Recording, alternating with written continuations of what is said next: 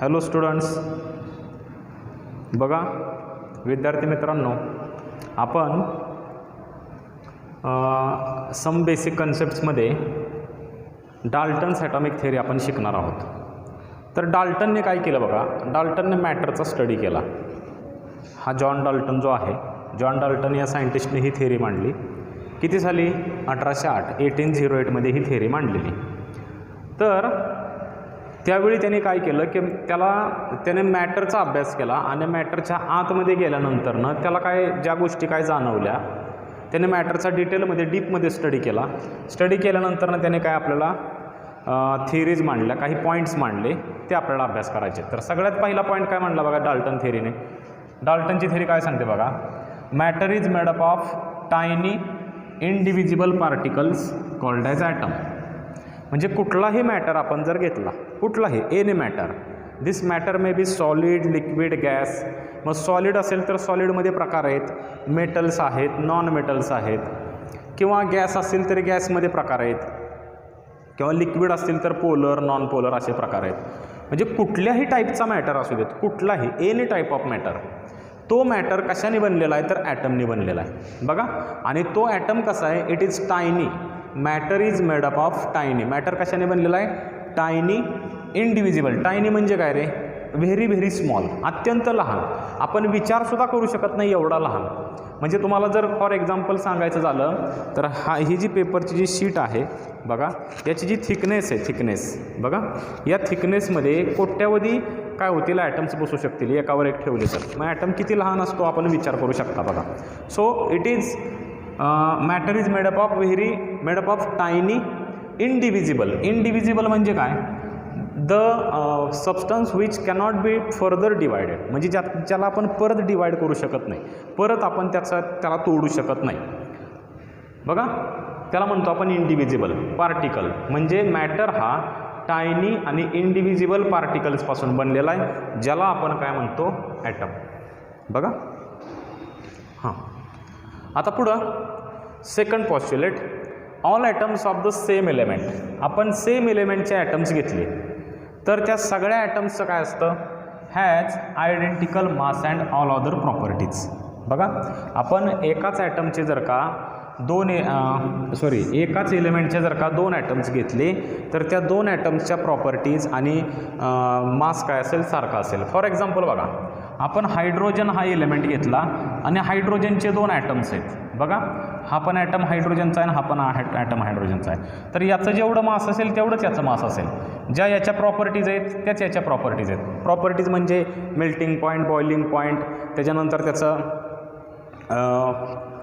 Chemical रिॲक्टिव्हिटी वगैरे वगैरे जे काय असेल, किंवा त्याच्या ॲटॉमिक मास आहे की नाही, electron gain enthalpy, ionization enthalpy, ह्या सगळ्या प्रॉपर्टीज काय असतील त्याच्या लक्षात घ्या सेम असतील.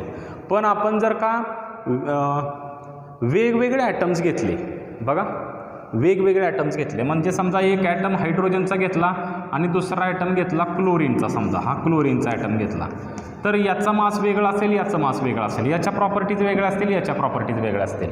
So atoms of the same element has identical mass and all other properties, while atoms of different elements has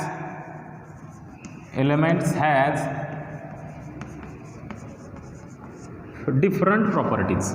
बघा इथं लिहितो मी, has different mass and properties, different mass and properties. हे लक्षात घ्या.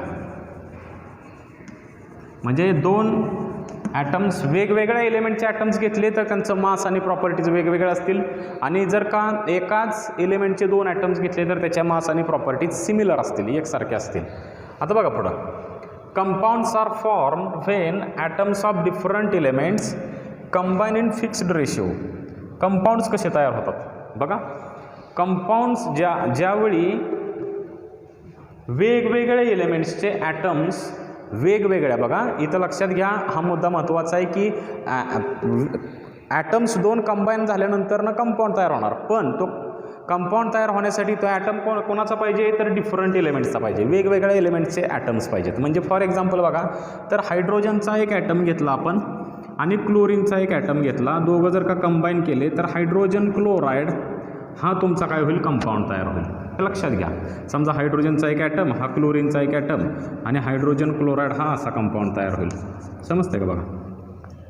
तसाच वॉटर हा सुद्धा कंपाऊंड आहे. वॉटर बघा, वॉटर हायड्रोजनचे 2 ॲटम आणि ऑक्सिजनचा एक ॲटम. हे हायड्रोजनचे 2 ॲटम, ऑक्सिजनचा एक ॲटम समजा आपण घेतला असा, आहे की नाही. समजा हा ऑक्सिजनचा एक ॲटम आहे आणि दोघांच्या पासून मिळून H2O तयार होईल. H2O म्हणजे बघा हा फॉर एक्झाम्पल हा असा मी काढलं, त्याचं मी रिप्रेझेंटेशन काढतो सिम्पल, आहे की नाही. बघा असा तयार होईल. मग वेगवेगळ्या एलिमेंट्सचे ॲटम्स कंबाईन झाले तर कंपाऊंड तयार होतो. मग सिमिलर एकाच एलिमेंटचे 2 ॲटम्स जर का कंबाईन झाले तर काय तयार होईल, तर तयार होतो एलिमेंट. हे लक्षात घ्या. ज्यावेळी वेगवेगळ्या एलिमेंटचे 2 ॲटम्स कंबाईन होतात त्यावेळी कंपाऊंड तयार होतो आणि ज्यावेळी एकाच एलिमेंटचे 2 ॲटम्स कंबाईन होतात त्यावेळी एलिमेंट तयार होतो. ही गोष्ट लक्षात ठेवा विद्यार्थी मित्रांनो. बघा फॉर एक्झाम्पल बघा, एक हायड्रोजनचा ॲटम दुसऱ्या हायड्रोजनच्या ॲटम बरोबर कंबाईन झाला तर H2 तयार झाला. समजतंय का बघा, हा असा H2 तयार झाला. किंवा बाबा Cl2 क्लोरीनचे ॲटम कंबाईन झाले, क्लोरीन प्लस क्लोरीन दोघांचा मिळून Cl2 तयार झाला, आहे की नाही. हा बघा, हा क्लोरीन हा Cl2 तयार झाला. बघा तर एक लक्षात घ्या. आता तुम्ही हे प्रत्येक वेळी करत बसणार आहे का, इथून पुढं ज्या वेळी तुमच्या समोर असे काही एक्झाम्पल्स येतील की गिवन सबस्टन्स जो आहे तो एलिमेंट आहे का कंपाऊंड आहे तो बघायचा असेल तुम्हाला. फॉर एक्झाम्पल बघा, हा HCl आहे, तर तुम्ही फक्त सिम्पल बघायचं की त्याच्यामध्ये किती वेगवेगळ्या टाईपचे ॲटम्स आहेत. इथं 2 वेगवेगळ्या टाईपचे ॲटम्स आहेत, तर लक्षात घ्या हा कोण असेल, कंपाऊंड. जर का 2 किंवा 2पेक्षा जास्त वेगवेगळ्या टाईपचे ॲटम्स असतील तर तो असेल कंपाऊंड. आणि जर का एकाच टाईपचे ॲटम्स असतील, बघा इथं 2 ॲटम्स आहेत पण दोन्हीच्या दोन्ही हायड्रोजन आहेत, कळतं आहे का, म्हणून हा कोण आहे, एलिमेंट आहे. Cl2 मध्ये सुद्धा दोन्हीच्या दोन्ही क्लोरीन आहेत म्हणून हा एलिमेंट आहे. H2O मध्ये 2 हायड्रोजन आणि 1 ऑक्सिजन आहे म्हणून हा कंपाऊंड आहे. समजतंय का. 2 वेगवेगळे ॲटम्स आले की तो कंपाऊंड आला, सिमिलर ॲटम्स आले की तो एलिमेंट झाला. बघा आता पुढचं पॉस्ट्युलेट.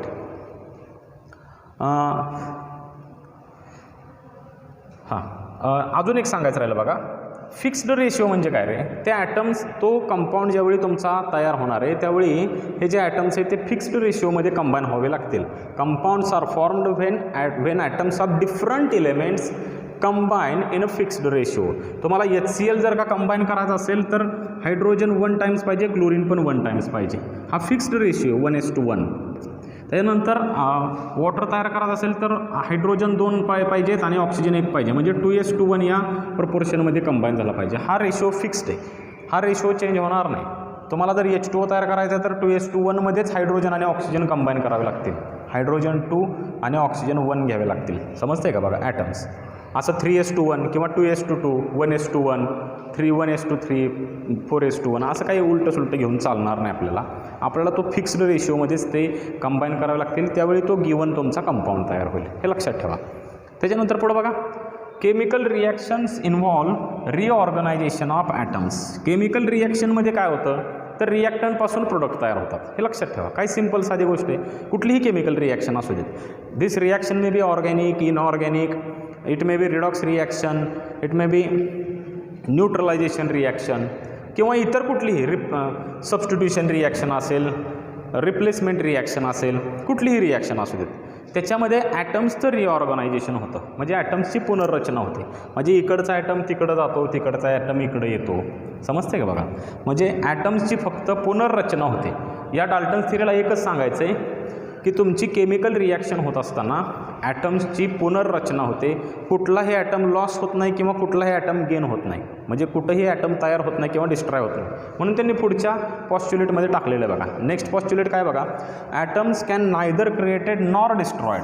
म्हणजे ॲटम तुमचा क्रिएट पण करता येत नाही आणि डिस्ट्रॉय पण करता येत नाही. कशामध्ये, केमिकल रिॲक्शनमध्ये. केमिकल रिॲक्शन ज्यावेळी तुम्ही करत असता त्यावेळी रिॲक्टंटमधले ॲटम्स प्रोडक्टमध्ये जातील. बघा, काहींचा मेन प्रोडक्ट तयार होईल, काहींचा बाय प्रोडक्ट तयार होईल, व्हॉटेवर जे काय होईल ते. पण कुठेही ॲटम तुमचा लॉस होणार नाही.